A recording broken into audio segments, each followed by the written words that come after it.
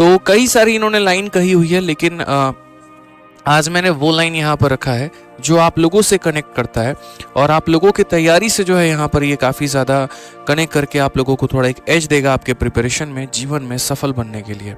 ठीक है, आज के दिन में जैसे मैं हमेशा जय हिंद बोलता हूँ, तो ये जय हिंद भी जो शब्द है वो भी नेताजी सुभाष चंद्र बोस के द्वारा ही आया हुआ है।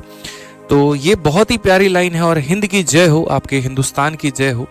यहाँ पर ये जो लाइन किसी ने कही थी तो वो सुभाष चंद्र बोस ने कही थी। 2-3 बातें आज हम पहले इनके बारे में बताएंगे तब। ठीक है, तो नेताजी सुभाष चंद्र बोस के बारे में सबसे पहले तो ये लाइन आप पढ़ लीजिए कि इन्होंने क्या कहा है कि सफलता हमेशा असफलता के स्तंभ पर खड़ी होती है। सफलता हमेशा असफलता के स्तंभ पर खड़ी होती है, इसलिए कभी भी किसी को भी असफलता से घबराना नहीं चाहिए मेरे भाई। ठीक है, अगर आप कभी भी अगर सफल बनना चाहते हैं तो एक बार में मत घबराइए कि हम तो एक ही दिन में स्टार बन जाएंगे, ऐसा नहीं है। कई सारी आपके जीवन में असफलताएं आ रही होती हैं और उसके बाद में तब जाकर एक दिन आप कहीं ना कहीं प्रयास से, अपने प्रयत्न से सफल बन जाते हैं। इनकी हमने पूरी कहानी पढ़ी हुई है और पूरी कहानी का जो सार है वो हम आपको 2-3 मिनट में समझाते हैं ताकि आपको उनके जीवन से सीखने के लिए काफ़ी कुछ मिल जाए। तो बात है नेताजी सुभाष चंद्र बोस की। नेताजी सुभाष चंद्र बोस एक आप ही लोगों की तरह एक आम आदमी वो भी थे। जिस तरीके से आप एक एस्पिरेंट है उसी तरीके से वो भी एक एस्पिरेंट रहे। उन्होंने भी अपने जीवन में तैयारी की और उस समय आईसीएस नाम की सिविल परीक्षा जो है, जो सिविल सर्विसेज होती है, जैसे आईएएस आईपीएस आपका हो गया, तो उस समय आईसीएस पेपर होता था और आईसीएस की पेपर को उन्होंने दिया और पूरे भारत में मेरे भाई उनका ऑल इंडिया रैंक 4 था। 4थी रैंक उन्होंने प्राप्त की थी और उसके बाद में तब वो सिविल सर्वेंट भी बने और देश की सेवा की। लेकिन कहते हैं ना कि इंसान की जो सोच होती है वो उसको जीवन में काफ़ी ज़्यादा मदद करने पर प्रेरित करती है। कई बार क्या होता है कि हम जो है कुएं की मेंढक बनना जो है वो पसंद करते हैं, हम अपने कंफर्ट जोन में ही रहना पसंद करते हैं, लेकिन ये इंसान जस्ट उसके विपरीत थे। जैसे उदाहरण के तौर पे अगर मानिए कि आपकी नौकरी एमटीएस में लग गई तो आप एमटीएस में ही रहना पसंद करोगे। कई सारे बच्चे बोलते हो नहीं बढ़िया है, सुखी जीवन है, क्या ज़रूरत है ज़िंदगी में आगे बढ़ने की, क्या ज़रूरत है कुछ और मेहनत करने की, ठीक है जितना चल रहा है उतना चलने दो। लेकिन ये ऐसे व्यक्ति नहीं थे। ठीक है, पूरे भारत में 4थी रैंक प्राप्त करने के बाद भी, सिविल सर्वेंट बनने के बाद भी इनका जो सपना था वो थोड़ा और आगे बढ़ता चला गया। उसके बाद में धीरे धीरे अपने मेहनत के दम पे और गांधी जी की विचारधारा से जुड़ते हुए, स्वामी विवेकानंद को फॉलो करते हुए ये जो है भारत की आज़ादी की तरफ बढ़े। उसके लिए इन्होंने भारत में हर वो कोशिश की। ठीक है, अलग अलग लोगों से जुड़े, कांग्रेस पार्टी के साथ जुड़े रहे, उसके वो प्रेसिडेंट भी बने। लेकिन जुड़ने के बाद में कुछ अनबन हो गई जिससे वो कांग्रेस पार्टी से अलग हो गए। और हमेशा इनका विचारधारा एक था कि यार मैं सिर्फ सिविल सर्वेंट रहकर जो है यहाँ पर अंग्रेजों की गुलामी ही एक तरीके से कर सकता हूँ, उनके बनाए नियमों को जो है आम पब्लिक के ऊपर मैं थोप सकता हूँ, लेकिन जो मेरे हिंद के वासी हैं, जो मेरे हिंद के नागरिक हैं, जो मेरे हिंदुस्तान के लोग हैं, उनको मैं कभी भी अंग्रेजों से आज़ाद नहीं करा पाऊंगा। तो उनकी सोच धीरे धीरे बढ़ती चली गई और उस लेवल पर उन्होंने प्रयास करना शुरू कर दिया। पहले अपने भारत के सभी नेताओं से उन्होंने मीटिंग की, सबके विचारधारा से जुड़ने की कोशिश की, भारत को आगे बढ़ाने की कोशिश की, लेकिन इन्हें लगा कि यहाँ पर हमारा काम नहीं बन सकता है। तब उन्होंने जो है एक उनके ऊपर मुकदमा चल रहा था कोलकाता के कोर्ट में, और वहाँ पर उनको हाउस अरेस्ट कर लिया गया था, घर में बंदी बना लिया गया था और ये कहा गया था कि आप देश छोड़ के नहीं जा सकते, आपको घर में ही रहना पड़ेगा।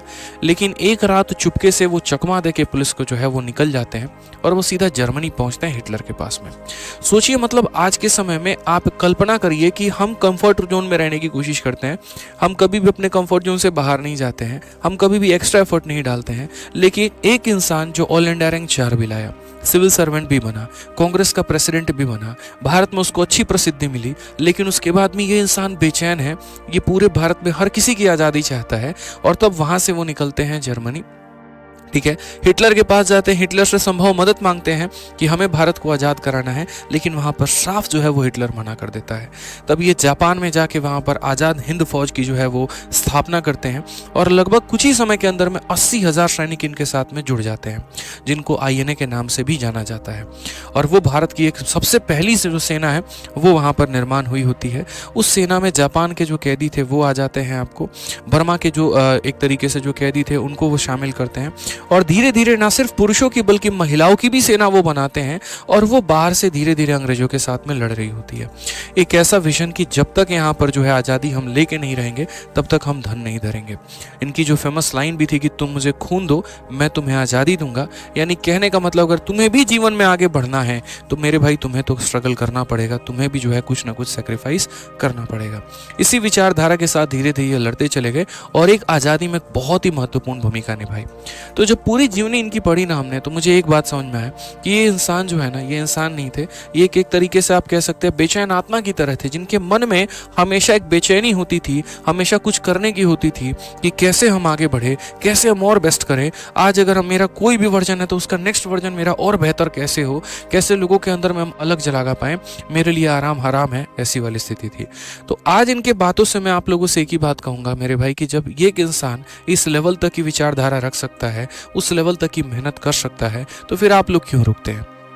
जीवन में सफलता आप लोगों को ऐसा नहीं है कि एक ही दिन में मिल जाती है, लेकिन निरंतर प्रयास करते रहेंगे ना तो एक दिन जरूर आएगा जिस दिन आपको सफलता मिलेगी। ठीक है, तो कहते हैं ना कि सफलता एक दिन में नहीं मिलती, लेकिन हाँ मेहनत करते चलो तो एक दिन जरूर मिलेगी, ये मेरा दावा है आपसे। तो इनकी जीवन से आज प्रेरणा लीजिए और मेहनत करने को ठानिए। आप जीवन में यकीन मानिए आप भी सफल हो पाएंगे। और कभी भी जीवन के जिस मुकाम पे आप रहे ना, तो हमेशा उस मुकाम को आखिरी छोर मत मानिएगा। वो आपका लास्ट मेरे भाई जर्नी नहीं है, वो आपका लास्ट पड़ाव नहीं है। ये हमेशा मान के चलिएगा ये तो अभी शुरुआत है, अभी तो मुझे और बड़ा काम करना है।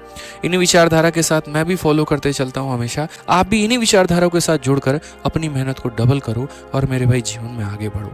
सिर्फ जहाँ तक आप हो, आप अपने आप को वहाँ तक सीमित मत रखो। यकीन मानो आपकी जो ताकतें हैं वो असीमित हैं, उसकी कोई सीमा नहीं है। बस आप अपने आप को जंजीर से, बेड़ियों से रोके हुए हो। अगर आप इस बेड़ियों से अपने आप को मुक्त करते हो, और वो बेड़ी कौन सी है पता है, वो मन की बेड़ियां हैं। वो बेड़ी है, वो एक तरीके से जंजीर है आपके पाँव में, आपके मन में, आपके हाथ में, जो आपने जंजाल बना रखा है। जिस कंफर्ट जोन में आप जी रहे हो, यही वो आपके लिए बेड़ी का काम करती है। अगर इन बेड़ियों